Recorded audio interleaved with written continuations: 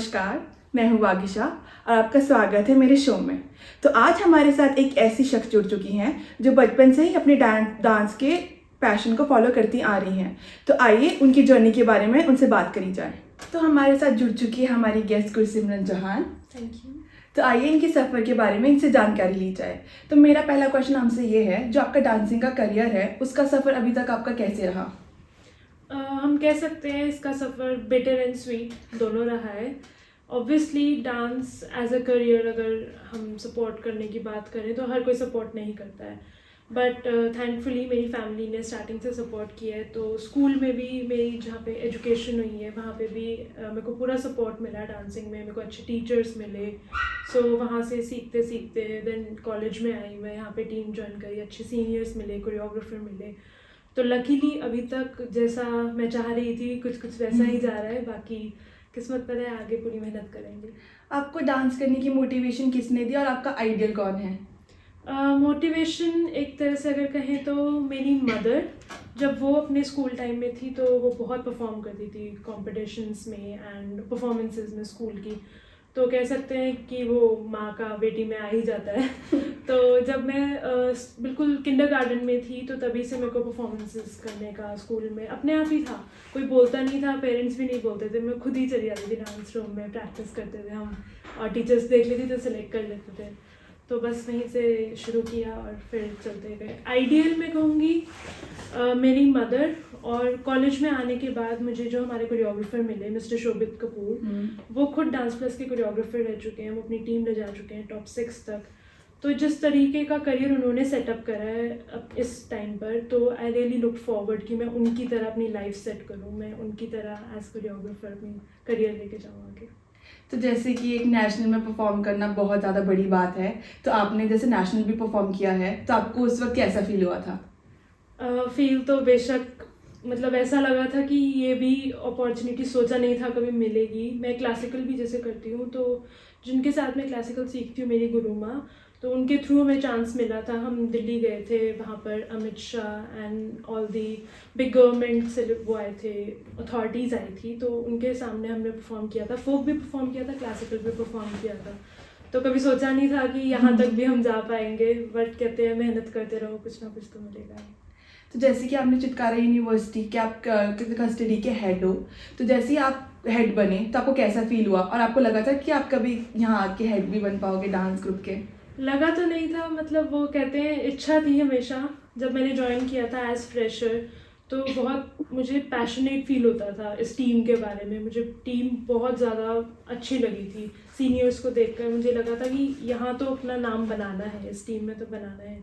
तो धीरे धीरे एज फ्रेशर जब मैं करती गई, फर्स्ट ईयर अपना पूरी मैंने मेहनत करी। उसके बाद जैसे मैंने लीड तो पहले भी करी है, टीम्स अपने स्कूल में भी करी है, तो वो तो कहीं ना कहीं अंदर था ही कि एटलीस्ट एक ट्राई तो दे के देखूँ मैं कि मैं कैसा कर पाऊँगी। इंटरव्यू देने के लिए मैंने सोचा, पहले तो बहुत ऑब्वियसली सीनियर्स भी बोलते थे कि इतनी मेहनत लगती है, एज हेड तुम्हें बहुत कुछ देखना पड़ता है।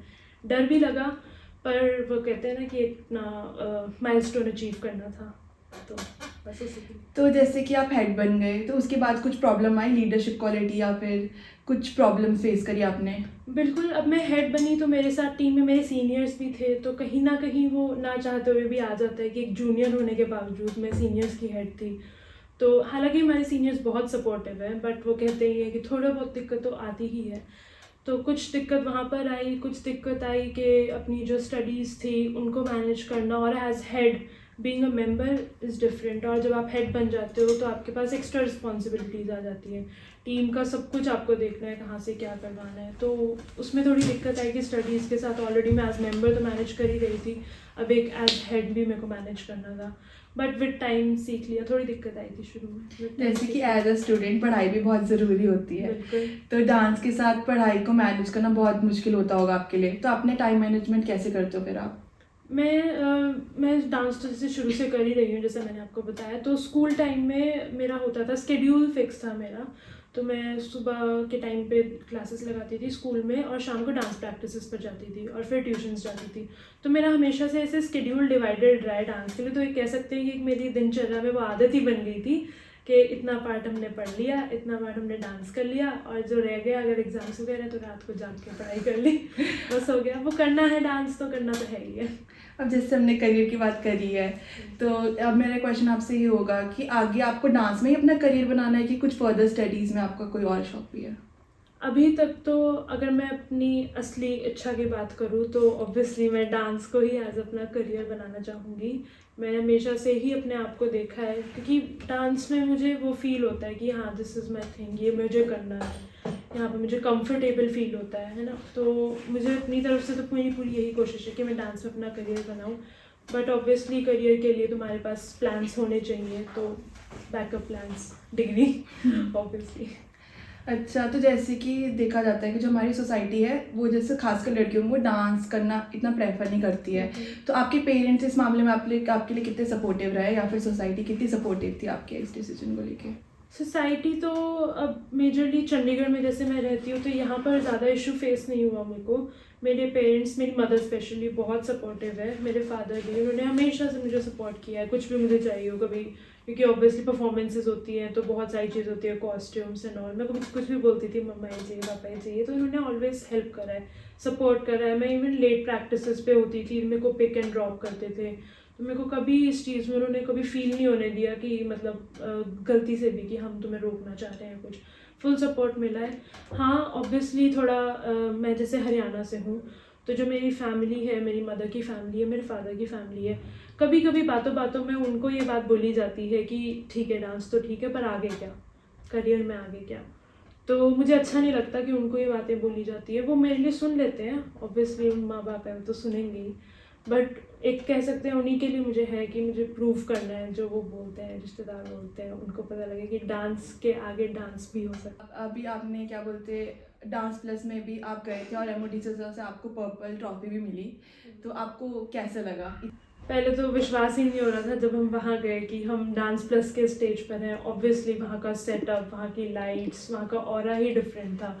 तो पहले कुछ टाइम तो लग गया एब्जॉर्ब करने में कि हाँ हम डांस प्लस के स्टेज पर हैं। जब रेमो सर को देखा, सारे जजेस को देखा, शक्ति ma'am, Puneet sir, Raghav sir, Salman sir, सब लोग थे वहाँ पे, तो काफ़ी टाइम तो वही एब्जॉर्ब करने में लग गया कि हम आए हैं, इतनी मेहनत। और हमने फर्स्ट टाइम लाइक हमारी जो टीम थी वो एक अकेली ऐसी टीम थी जिन्होंने फर्स्ट टाइम ऑडिशन किया किसी भी रियलिटी शो के लिए, एंड फर्स्ट टाइम में क्रैक कर लिया, फर्स्ट टाइम में पर्पल ट्रॉफी मिली। तो it was like a dream come true for me के, और मैं एज अ हेड गई थी उस टीम के साथ, वहाँ पे मैं सब लीड कर रही थी, तो मतलब मेरे लिए इससे बड़ी बात हो नहीं सकती थी। बहुत बहुत बड़ी बात थी मेरे लिए। और जैसे कि आजकल की जो लड़कियां हैं अपने गोल्स को लेकर काफ़ी कंफ्यूज रहती हैं, या फिर उनकी जो फैमिली है उनको सपोर्ट नहीं मिल पाता है इस मामले में, तो आपका इस पे क्या कहना है? मैं ये कहूँगी कि हाँ हमारी सोसाइटी की वजह से, कभी कभार फैमिली की वजह से लड़कियाँ कई बार वो परस्यू नहीं कर पाती हैं जो वो करना चाहती है, वो अपने ड्रीम्स को फॉलो नहीं कर पाती है। कई बार उन्हें स्टैंड बाय पे रखने पड़ते हैं अपने ड्रीम्स, कई बार उन्हें छोड़ने पड़ते हैं अपने ड्रीम्स। मुझे भी काफ़ी बार ऐसी दिक्कतें आई हैं कि मैं सोचने पर मजबूर हो गई कि मैं जो कर रही हूँ, मैं जो सोच रही हूँ वो सही कर रही हूँ या नहीं। तो कई बार होगा आपकी फैमिली आपके साथ होगी, कई बार होगा आपकी फैमिली आपके साथ नहीं होगी। तो अगर आपके अंदर वो पैशन है, अगर आपके अंदर वो ज़िद है कि करना है, बस उसके आगे कोई हाँ नहीं कोई ना नहीं, अगर आप अपना बेस्ट दोगे, अगर अपना पैशन आप अपने साथ ट्रू रहोगे, तो आपको कोई नहीं रोक सकता अचीव करने के लिए। अगर आपको करना है तो आप कर लो।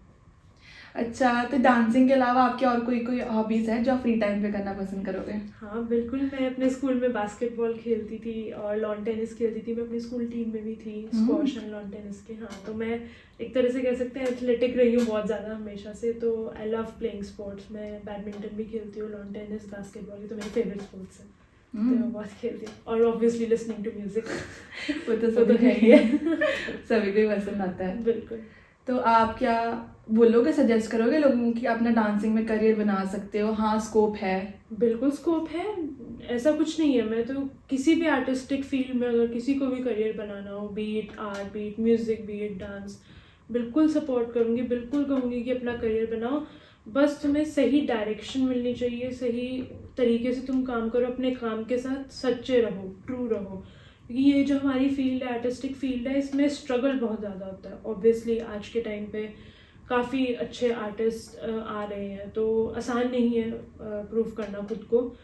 बट वही है, अगर तुम मेहनत करते रहोगे, तुम प्रैक्टिस करते रहोगे, जो भी तुम्हारी फील्ड है, तो बेशक career, sky is the limit, you can always get a career in any of this.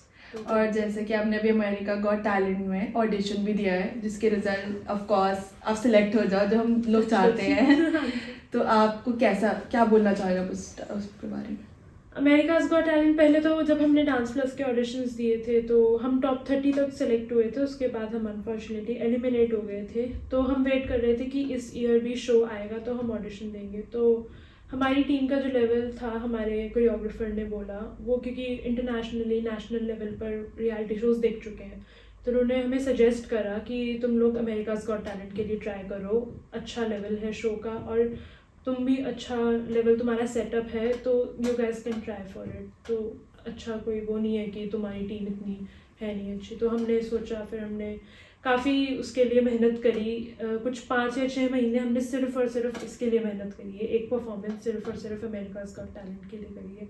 और अभी हमने कुछ दिनों पहले ही उसके ऑडिशन दिए, तो वहाँ पे जब चल रहा था तो ऐसे धक धक हो रही थी कि बस कुछ गड़बड़ ना हो जाए, कुछ होना मतलब हो जाए हमारा। हाँ, तो उनके हमने कॉम्प्लीमेंट्स भी सुने तो सेटिस्फाइड थे सारे, बहुत अच्छे से, सब एकदम स्मूथ हो गया।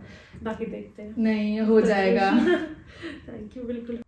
तो ये थी हमारे साथ गुरसिमरन चौहान और ये थी उनकी पूरी डांसिंग की जर्नी। तो आगे के इंटरव्यू के लिए देखते रहिए चितकारा न्यूज़।